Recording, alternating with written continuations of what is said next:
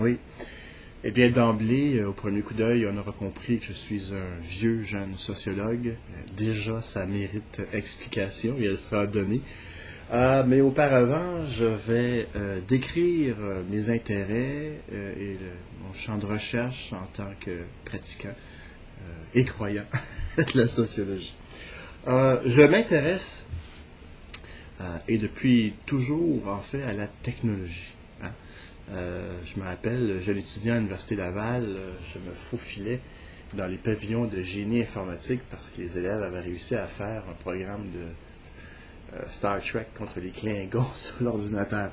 C'était un jeu à tour, il fallait rentrer des coordonnées et puis j'avais été littéralement fasciné par cette machine finalement qui était à certains égards un alter ego tout en étant plus souvent alter qu'ego.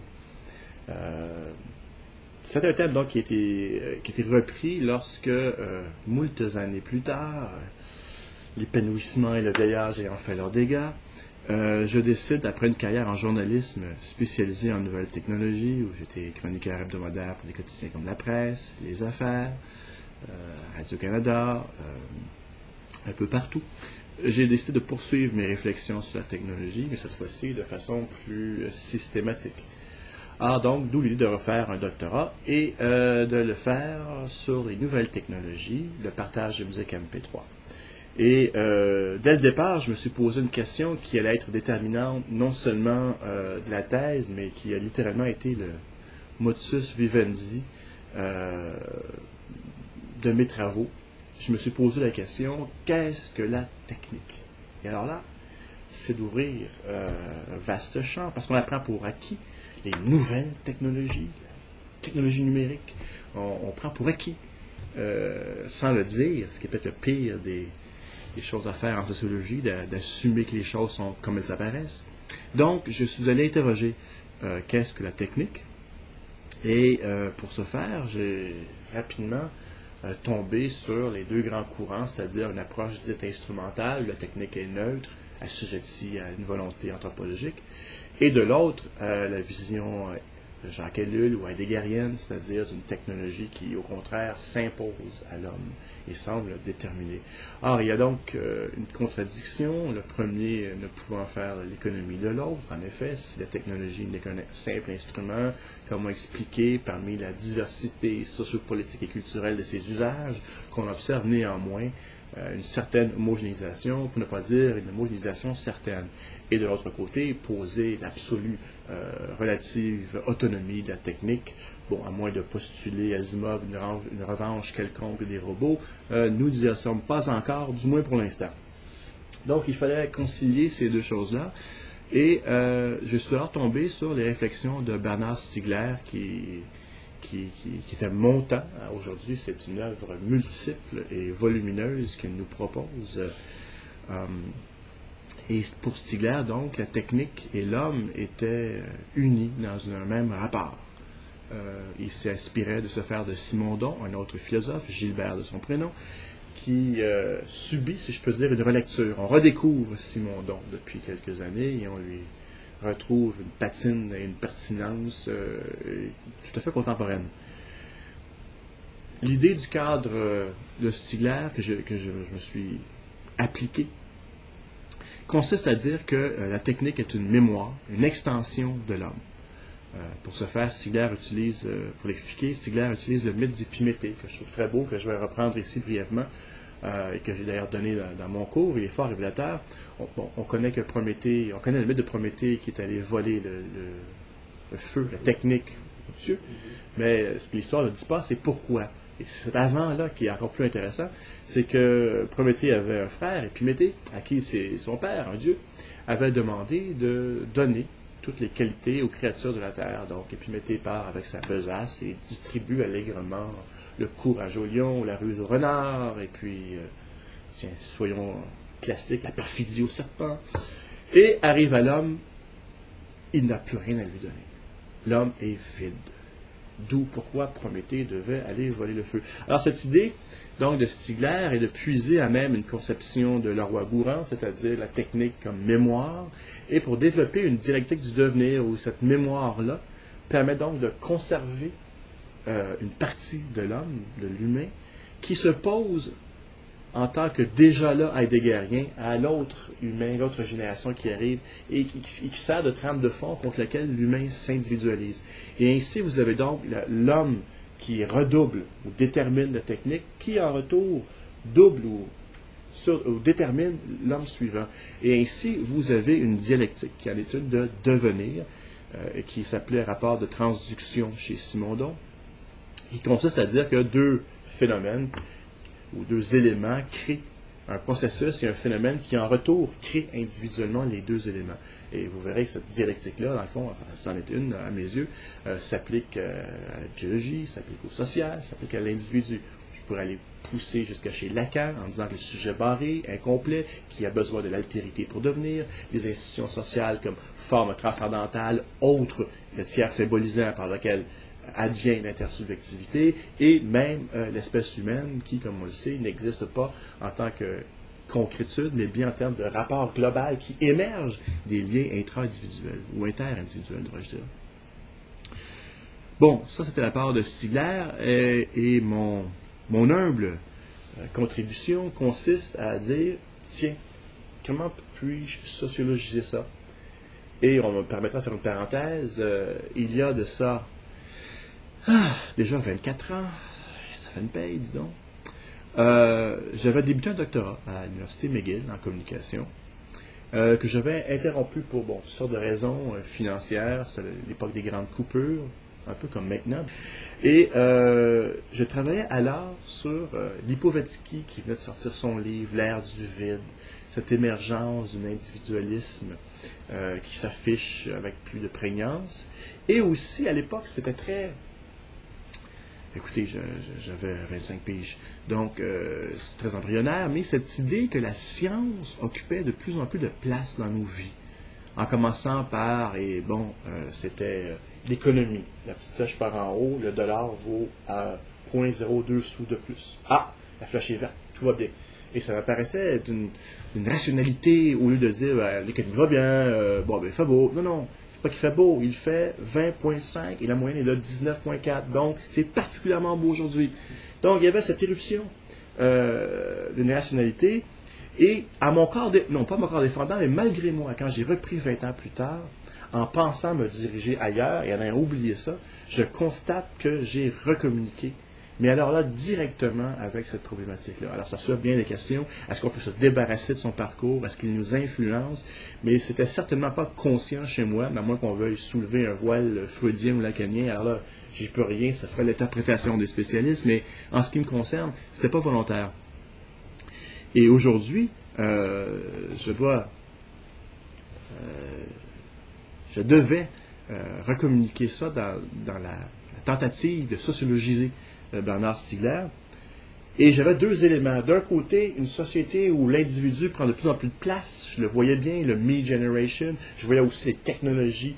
En tant que journaliste, j'étais bien placé. Je recevais toujours les versions bêta ou à l'avant-première. Et puis j'étais dans le circuit de ceux qui savent ce qui s'en vient. Et puis, je voyais très bien qu'il y avait une personnalisation évidente. Et de l'autre côté, donc d'un côté, trop d'individus, enfin beaucoup d'individus, et de l'autre, cette forme de rationalité qui, au contraire, se passe de l'individu, quitte à même couper ses amarres symboliques et à se plaire ou se complaire dans une autoréférentialité, comme si la production ou la logique de production pouvait, par le fait même, épuiser ou achever son sens. Et c'est ainsi que j'ai adapté ou inspiré pour Stiegler pour former un autre cadre qui était de dire, bien voilà, homme, technique, homme, il y a présentement coupure. D'ailleurs, Stiegler le dit, il y a coupure, il y a surdéterminisme technique. Pourquoi? Pour lui, c'est l'industrialisation de la mémoire tertiaire, la technique, plus précisément les industries culturelles, qui sont soumises à une logique marcusienne de production capitaliste, au lieu de servir à l'émancipation. Et pour Stiegler, c'était donc l'absence de l'émergence d'un nous au profit d'une logique. Stiegler va pas plus loin, en ce sens, c'est un philosophe. Moi, comme sociologue, il me faut arriver avec des catégories sociologiques. Et c'est ainsi que j'ai proposé dans ma thèse, donc, de travailler sur l'hyper-individualisme, c'est-à-dire l'émergence d'un individu qui a la prétention d'advenir pour et par lui-même, et quitte à renier l'altérité, l'autre, c'est-à-dire que, ça s'inscrit dans la fin lyotardienne des grands récits, la fin des idéologies de Fukuyama, bon, cette idée, n'est-ce pas, que les grands discours étant partis, tous les discours se valent. Hein? Et si tous les discours se valent, sur quelle base se fait, justement, la cohésion sociale? Et c'est là l'autre partie, c'est de dire, bien, c'est une logique systémiste, une logique de fonctionnement, une logique technique. Donc, pour reprendre les termes du cadre, oui, il y a surdéterminisme technique, qui est manifesté par, induit par, qui induit à son tour, puisque c'est une dialectique où les influences sont réciproques. D'une part, l'hyper-individualisme, qui va à l'encontre de l'émergence d'un nous, et d'autre part, une logique systémique, totalitaire, et le mot est lourd d'un passé et qui fait frémir, mais que j'assume, une logique totalitaire qui, au contraire, substitue la technique au symbolique et fait du fonctionnement une finalité en soi. Et en ce sens, elle est totalitaire par nature. C'est-à-dire que c'est une idéologie, bien sûr, elle est portée par une organisation sociale, et elle porte aussi cette organisation sociale, mais elle est aussi un achèvement du sens. Parce que le fonctionnement, la technique, disait Simondon, l'essence de la technique, disait-il, réside dans son fonctionnement. Or, dans le fonctionnement, vous avez la justification par et pour lui-même. Hein, je fonctionne parce que je fonctionne. Et à ce moment-là, cet espace-là n'est possible qu'en temps réel. Et c'est bien ce même temps réel qui nous a envahis avec la technique. Et c'est pas un hasard. Cette idée du temps réel, c'est le seul moment où je peux trouver achèvement du sens. Parallèlement, dans le virtuel, c'est aussi le moment du ici, maintenant. Alors, l'hyper-individualiste vit dans la gratification. Non pas dans le désir, mais dans la gratification. Alors, la gratification, une fois qu'elle est achevée, contrairement au désir, ne peut se nourrir. Il faut recommencer. D'où cette idée de répétition. On parle d'hyper-individualiste, d'hyper-consommation identitaire, c'est-à-dire de roulement à vide. Alors, c'est quelques-uns des interfaces communes entre le systémisme totalitaire et l'hyper-individualisme. Il y a le temps réel, il y a le temps de l'émotion, il y a le temps du fonctionnement. Et vous avez la même chose sur des trucs comme Facebook, par exemple, où les gens peuvent changer d'identité ou de la façon de se présenter et de voir ses amis automatiquement notifiés en temps réel. Et devant cette fluctuation de l'identité, parce qu'elle ne dépend plus du social, plus ou moins fixe ou du symbolique, mais bien de la volonté de l'individu, et en ce sens, elle est flexible, modifiable à souhait, et bien la seule façon de repérer l'individu, c'est bien le temps réel. Parce que hier et demain, il sera autrement. Or, à la limite, c'est une identité qui dit « je suis qui je suis en ce moment ». Bon, ceci dit, comment relier ça à un parcours personnel? Eh bien, si j'étais ma propre critique, je dirais, voici donc un vieux singe, un reliquat de l'époque humaniste, n'est-ce pas, où on voyait la transcendance et l'altérité, à la limite un élitisme, n'est-ce pas, parce que, dans le fond, tous ces jeux qui s'expriment sur YouTube, sur Facebook, n'est-ce pas, une démocratisation des nouveaux rapports, hein, c'est la démocratie, hein, on en a parlé. Et, enfin, je répondrai à ça que non, je suis ni technophobe ni technophile, j'ai même au contraire une relation d'amitié avec la technologie depuis le tout début, et j'ai gagné une partie de ma vie. Aux grandes dames de ma conjointe qui ne voulait pas avoir d'ordinateur ni de console, la maison en est jonchée, littéralement. C'est 20 ans de carrière comme chroniqueur informatique, de jeux et autres. Non, c'est d'aller plus loin. Je pense que je suis vraiment cette époque dite humaniste où les idéaux étaient des choses auxquelles on devait tendre.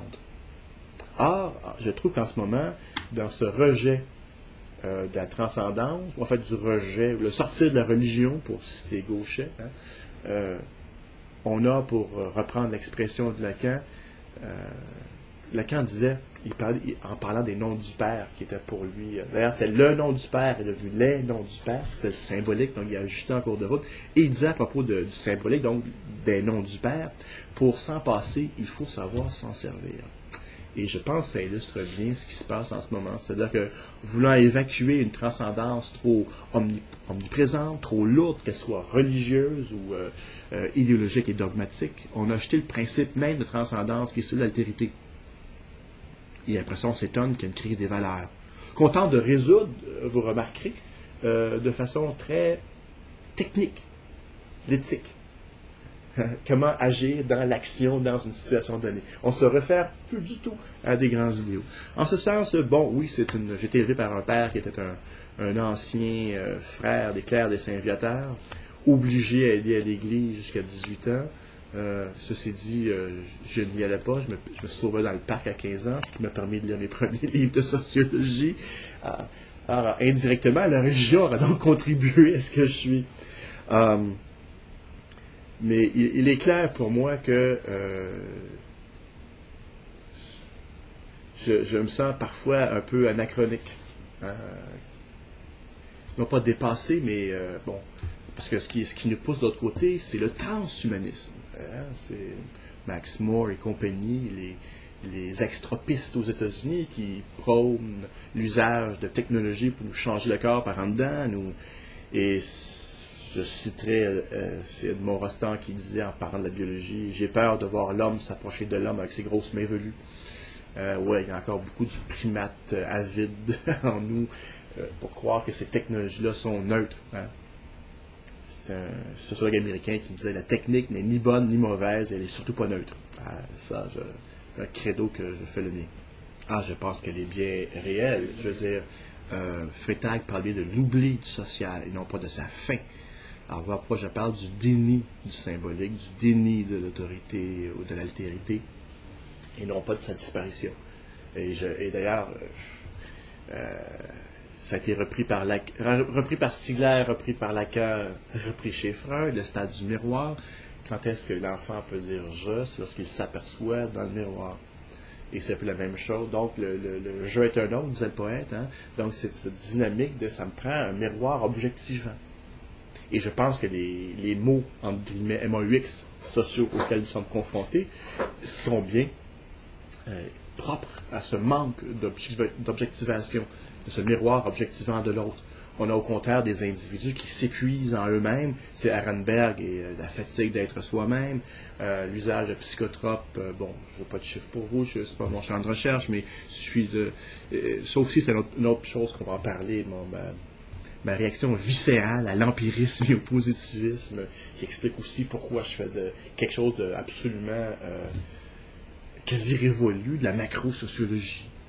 J'ose faire des synthèses et de la philo. Et ça a toujours été, quand j'étais jeune étudiant dans les années 70, il y avait les marxistes d'un côté, puis les fonctionnalistes de l'autre. Je disais oui, mais, j'ai toujours évité les chapelles. Parce que voyez-vous, dans cette conception du monde technique et humain, dans ce cas-ci, il y a cette idée d'une dialectique, d'un devenir permanent. Il y a donc non-achèvement. C'est au contraire le propre du totalitarisme de poser un achèvement comme étant possible. Voilà pourquoi toute émancipation est une tendance qui ne se réalise jamais. Et sans livrer trop de détails personnels, je vous dirais que c'était une idée qui était chez moi cruellement présente. Cette idée que j'avais de jamais pouvoir coïncider avec moi-même. Et ces démons-là se sont calmés le jour où j'ai compris que c'était ça l'identité. C'était de tendre vers, d'être en devenir. Donc c'était tout à fait normal. Phew. Mais quand j'adresse la parole à des colloques ou des présentations, on va me reprocher immanquablement, mais oui, mais le terrain, le concret. Alors je réplique, quel est le concret lorsqu'on fait de la macro-sociologie? Hein? Et quel est le concret lorsque les catégories mêmes dans lesquelles nous pensons le monde sont devenues, j'allais dire perverties, peut-être, mais instrumentalisées. Hein? Quand vous avez une idéologie qui se présente comme non idéologique, la technique, je ne peux pas dire c'est la technique et son idéologie. Non, la technique a deux dimensions, n'oublions pas. Elle s'impose, elle est aussi instrumentalisée. C'est les deux en même temps. On est toujours en dialectique. Et en ce sens, c'est donc qu'il y a une idéologie qui utilise la technique dans son aspect de reproduction et qui l'utilise à ses fins. Autrement dit, qui utilise à ses fins le surdéterminisme de la technologie. Autrement dit, qui reconduit ce surdéterminisme-là. Et en ce sens, on le voit bien, le capitalisme est rendu non pas un discours sur le monde, mais il dit monde. Hein? On a un capital santé. Il se prétend une ontologie. Et d'ailleurs, lorsqu'il rentre dans la biogénétique, dans le transhumanisme, le cyborg, il rentre dans même la notion d'humanité comme telle, qui est poussée par une dynamique. Et c'est pas à cause de ces capitalistes nécessairement mauvais. Je veux dire, il y a toujours une idéologie, mais celle-ci, elle est particulièrement fugace et pernicieuse, c'est qu'elle se présente comme non idéologique. Alors, quel discours peut-on avoir? Quel rapport peut-on avoir au sujet? Impossible. Et c'est pour ça que je pense qu'il faut aller vers de la macro-sociologie, et j'en fais, à l'âge que j'ai, ça serait certainement l'heure d'une vie qui reste à vivre, mais c'est important pour moi de tendre la main, nous devons tendre la main à la philosophie et aux disciplines. Pourquoi? Parce qu'il faut redéfinir des catégories qui ne sont pas nécessairement inscrites à même un déterminisme technique dans ce que c'est capitalisme. Exemple, il y a que la métaux. Si on fait de la macro-sociologie, de la synthèse, et qu'on mentionne le mot capitalisme, c'est persona non grata. C'est mal vu. C'est idéologique. Pourquoi? Si on fait juste de la métaux, mais si on fait juste de la métaux, on fait quoi? Hein? C'est l'exemple des moutons de Panurge. Je reste au niveau des moutons, je décris le mouvement des jambes, j'ai la bonne méthodologie. Mais si on se lève la tête, on voit qu'il y a un abîme au fond là-bas. Là. Bon, vous allez me dire que d'avoir un abîme ou non, c'est une question idéologique, mais bon, on peut au moins se lever la tête et regarder ce qu'il y a. Ça fait aussi partie du troupeau. Alors, et s'il n'y a pas d'abîme, bon, ben, qu'on le démontre, qu'on le prouve. Mais qu'on ne dit pas, tu ne sors pas la tête du troupeau parce qu'il faut rester au niveau des jambes, parce que notre méthodologie est apte à décrire ce qui se passe au niveau des jambes. On compte les jambes, on divise par 4 le nombre de moutons, la vitesse, la vélocité, etc. Écoutez, je suis conscient que je jure un peu dans le décor. Parce que je n'ai pas nécessairement le langage spécialisé, le sérieux. Bon, vous avez été dans mes séminaires, vous m'avez subi, vous savez ce que c'est. Mais en même temps, c'est ce que je suis. Et pour moi, au-delà de l'idéologie ou pas, on doit, je suis typique de mon temps hyper individualiste, hein, on doit être ce que l'on est. Et en ce sens, bon, je suis tel quel. Je suis quelqu'un qui croit sincèrement que si ce que je fais comme sociologue ne peut pas être expliqué à quelqu'un qui n'a ni la formation, ni les connaissances, on se trompe. On se trompe. Je veux dire, il faut que ça débouche sur une praxis. Voilà pourquoi, lorsque je suis appelé, étant un ancien journaliste et maintenant en tant que sociologue, je me fais inviter à des stations de Radio-Canada pour commenter certains phénomènes. Je veille toujours. Et on me rappelle pourquoi, parce que, je suis contraire aux clichés, tour d'ivoirien, langue de bois, etc. Et je ne dis pas ça pour abaisser mes collègues, parce qu'à la limite, on pourrait dire qu'expliquer une question en 5 minutes, c'est ridicule aussi. Il ne faut pas se gêner pour leur dire aux médias si vous voulez notre avis. On ne le fait pas en 3 minutes, en 4 minutes, bordel. Il faut... prenons une question plus petite. Mais bon, étant un ancien journaliste, je développe une technique qui consiste non pas à expliquer, mais à soulever, à mettre le grain de sable dans la machine et à pointer. Et je suis en train de mettre ça au point, mais ça marche pas si pire. Et à ce moment, les gens ressortent par « Ah, regardons ça. Ah ben tiens, parfait, faites ma job. » Mais l'erreur serait de penser que je pourrais expliquer comme sociologue à eux, les médias, à eux, le public, la même chose que je dis entre d'autres sociologues. Non. Soyons anecdotiques, même freudiens. Deuxième enfant, le premier est atteint de paralysie cérébrale, donc j'ai été élevé seul à la maison. Pire que seul avec la mort ou l'absence de l'autre. Et les parents, c'était dramatique pour eux. Donc j'ai toujours recherché la famille élargie, d'avoir beaucoup de monde. Est-ce que ça pourrait faire de moi un observateur? Pourquoi j'ai privilégié la sociologie? Ça a sûrement contribué. Certainement. Mais j'aurais pu aller en philo. C'est un fait. D'ailleurs, j'ai plusieurs copains qui sont philosophes. Et nous avons des discussions animées et intéressantes. Et je pense qu'il faut que les liens... De son côté, la philosophie doit aussi redevenir politique. Elle doit reprendre ce flambeau-là et de poser un regard qui affirme le monde qu'elle voit, ou qu'elle croit voir, ou qu'elle voit à l'instant. Vous savez, dans le bingo, il y a ces billes qui roulent dans le boulier, qui revolent. C'est un peu mon parcours universitaire. Bon. Secondaire. Bon, au début, on m'a hissé dans les groupes enrichis, et je suis devenu le cancre clown de la classe. Ça, c'était moi. Toujours un peu rebelle, toujours aller à côté, on peut pas aller là, on peut pas aller ici. Puis je disais, non, on va aller là. Alors ça... Et c'est au cégep que un déclic s'est fait pour les notions du sens. Ouais, je suis quelqu'un dont le sens de la vie préoccupe. Beaucoup de solitude, beaucoup de seul à la maison, donc nourrir l'habitus, pour reprendre Bourdieu, de nourrir l'esprit de questions. Donc, et je suis tombé sur un livre d'Abraham Moll, La culture en mosaïque, qui parle d'informations, qui reprend la saussure, signifiant, signifié, code, symbole. Waouh, c'est super! N'oubliez pas, nous sommes mi-fin des années 70, l'essor de la communication est à peine entamé. Alors, j'avais 16 ans, je voulais quitter le domicile le plus vite possible. Donc, je suis parti avec un cousin, habiter Québec, lui était Actuaria. Et Québec, c'est Laval, Laval, c'est Québec, Québec, c'est français, linguistique. Code signifiant, super.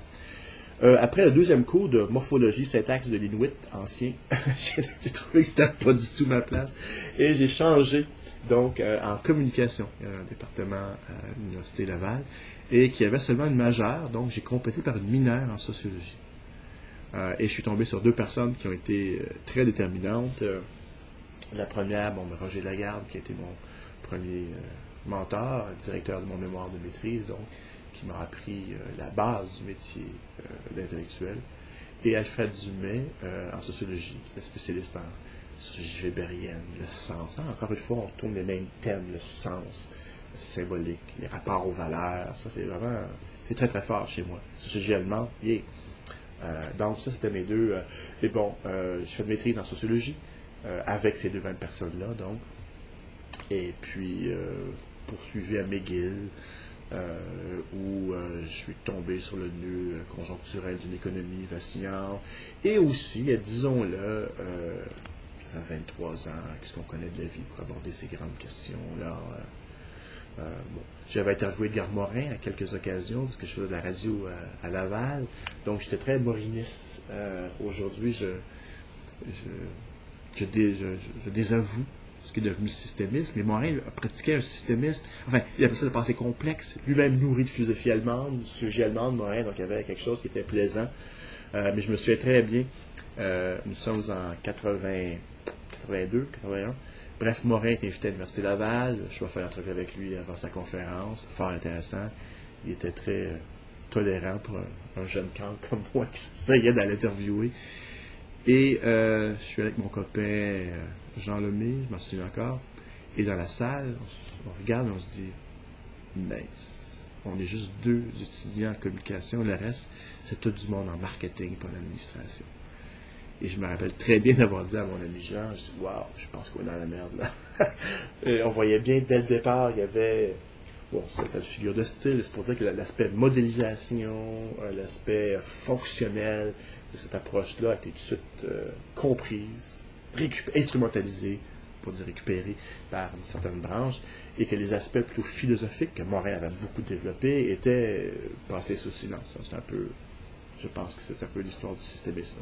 Je suis généraliste, j'aime la grande vision, j'aime les coups de téléphone. Ben voilà, c'est pas grave. J'aime aussi la singularité. Et ça, c'en est une singularité. Et j'espère que je vais le laisser là. Parce que la vie est comme ça, malgré. Et c'est pourquoi j'aime l'approche dialectique. C'est un devenir, on ne peut pas achever. Il y a de la singularité. Et c'est dans cet non-achèvement du mouvement permanent dialectique qui crée dans son sillage l'histoire et la singularité. Ouais, on peut planifier, puis parfois le téléphone sonne. C'est comme ça. Alors ça, pour moi, c'est quelque chose d'important. Là, vous touchez pas juste le sociologue, mais ce que je suis comme personnalité. Oui, je suis généraliste. J'ai beaucoup de difficultés avec l'autorité, parce que j'en ai autant peur que je le déteste, que je dois l'assumer, etc. J'ai des rapports très complexes. Je suis pas du genre à être politisé dans le sens de prendre une cause ou l'autre. Je suis plutôt du genre à pointer ce qui marche pas, peu importe. Et pourquoi? Pour garder cette idée de non-achèvement. À chaque fois qu'il y aura un système qui se proposera, que voici, il est achevé, qu'il soit de gauche, de droite, de centre, etc., vous allez me trouver. Pourquoi? C'est peut-être l'aspect qu'on n'a pas beaucoup parlé, enfin pas du tout en fait, mais dès un plus jeune âge, je me suis intéressé au bouddhisme et aux philosophies orientales. Je dois avoir 12-13 ans. Donc, je vous dirais que j'aimerais beaucoup un jour, si j'avais le temps, mais je ne pense pas que ça va se faire dans ce vie-ci, de faire le lien entre l'approche dialectique du devenir et ce qu'on appelle la philosophie orientale, comme opposée à la science, comme si ces gens-là n'ont pas réfléchi.